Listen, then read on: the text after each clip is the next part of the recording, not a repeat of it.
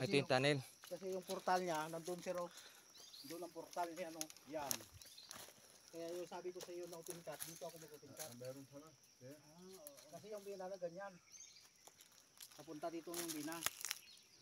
Meron na bangga namin dito, pero yung malaki dito pa punta dito sa taas.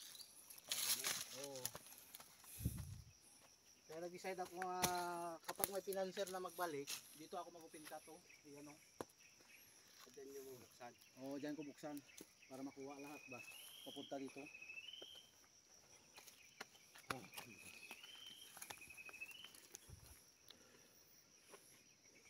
소리가 많아야겠다.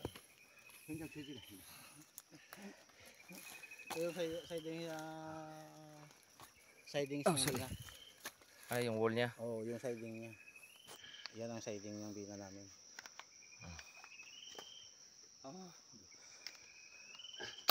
Sigarilyo, sir. Ay, isa na lang. Ay.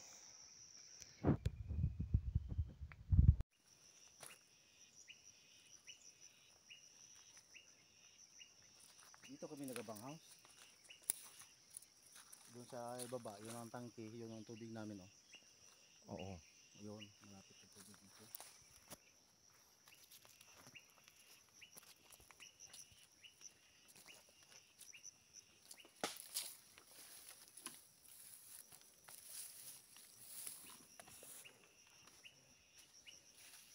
Standard man ito, Sir Lanso.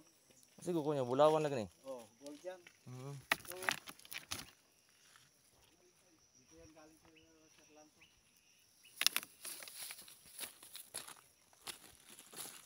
Tunnel ng taga Diwalwal, Ibuli. Ito. Oh, ito. Mga 200 meters na yan siguro kalalim. Itong stock nila. Papalanta man sana ito. Ah. Ngayon hindi nakalabas kasi wala silang papel. Wala silang OTP. Tingnan mo, nag-green quart na doon sa loob, oh. Hindi na nila, oh. Oh. Green quart na ang sa loob niya. Oh, kalaking bila.